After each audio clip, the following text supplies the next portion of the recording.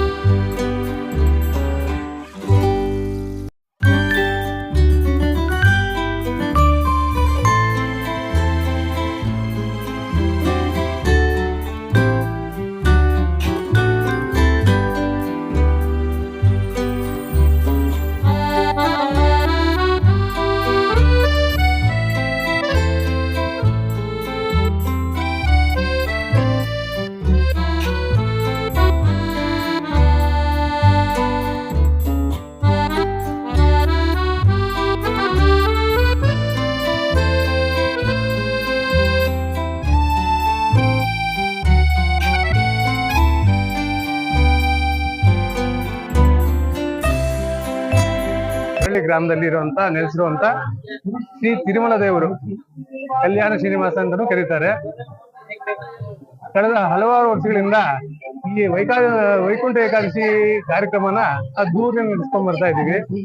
ಆದ್ರೆ ಪ್ರತಿ ವರ್ಷನೂ ವರ್ಷದಿಂದ ವರ್ಷಕ್ಕೆ ಹೆಚ್ಚಿಸ್ಕೊಂಡು ತುಂಬಾ ಸೊಗಸಾಗಿ ಮಾಡ್ಕೊಂಡ್ ಬರ್ತಾ ಇದೀವಿ. ಇದಕ್ಕೆ ಭಕ್ತಾದಿಗಳ ಸಹಕಾರನೂ ಇದೆ. ಈ ಊರಿನ ಗ್ರಾಮಸ್ಥರ ತುಂಬಾ ಸಹಕಾರದಿಂದಾಗಿ ಈ ಕಾರ್ಯಕ್ರಮ ವೈಭವೋಪೇತವಾಗಿ ನಡೀತಾ ಇದೆ.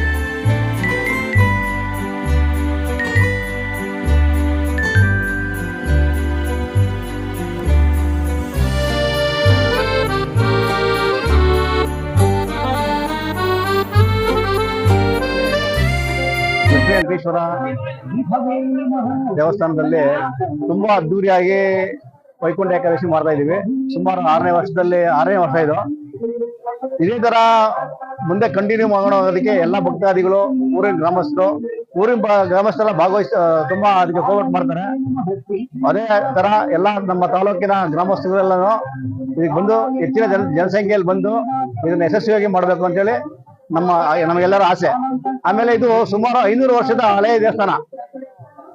ಸುಮಾರು ದೊಡ್ಡಬಳ್ಳಾಪುರದಲ್ಲಿರೋ ದೇವಸ್ಥಾನ, ಒಡ್ರಳ್ಳಿರೋ ದೇವಸ್ಥಾನ, ತೂಬಿಲಿರೋ ದೇವಸ್ಥಾನ, ಇದೆಲ್ಲ ಅಣ್ಣ ತಮ್ಮಂದಿರು ಕಟ್ಟಿಸಿರೋದು 3 ದೇವಸ್ಥಾನ ಪುರಾತನ ಕಾಲದ್ದು. ಈ ಪುರಾತನ ಕಾಲದ ದೇವಸ್ಥಾನನ ನಾವು ಹಂಗೆ ಅಭಿವೃದ್ಧಿ ಮಾಡ್ಕೊಂಡು ಹೋಗ್ಬೇಕೆ ಹೊರತು ನಶಿಸಿ ಹೋಗ್ಬಾರ್ದು. ಇದು ನಮ್ಮೆಲ್ಲರ ಆಸೆ.